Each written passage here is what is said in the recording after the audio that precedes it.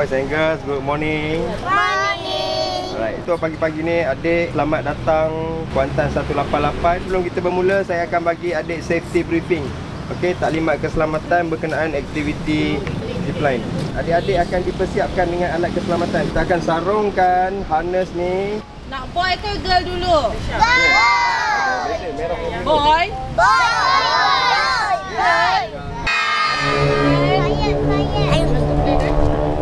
Biar baik.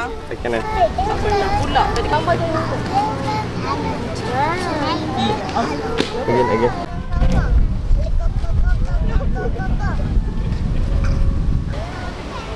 Okay, you stand up there. Topi keselamatan. Okay, ini penting. So dah siap macam ni. Okay, so kita bergerak ke encik sudir. Okay, go.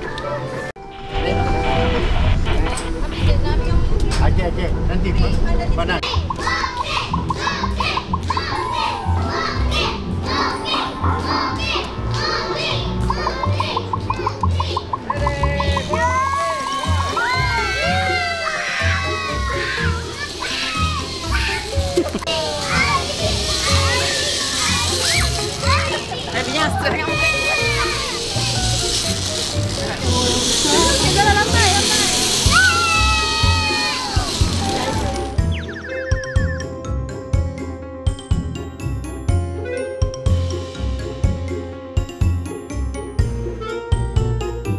This the second time for Aisyah, okay?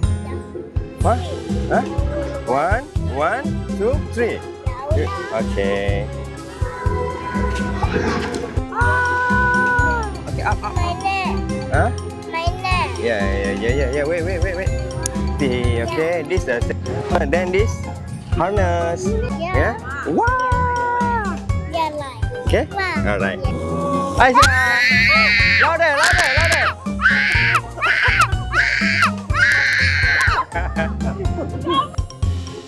Yang mana yang sebelum ni takut, diorang dah berani sebenarnya dah buat aktiviti macam ni. So sampai kita tengok tadi kan, diorang nak repeat banyak kali. Contoh macam Josephina yang tak ada pengalaman untuk aktiviti macam ni. So memang sangat best. Keep it up, Zipline Kuantan 188 for this activity yang sangat amazing for youngsters, especially toddlers. So this 4 kali, 5 kali? 4 kali, betul. Ya? Yeah? Betul. So ini adalah KSG telah membawa pengalaman ni untuk anak-anak sekolah beliau. Zipline ni dia macam seakan fly fox lah untuk pada budak-budak tadika. Ada yang nak ulang, ada yang menangis, ada yang happy. Tadika lah ataupun sekolah rendah pun boleh juga.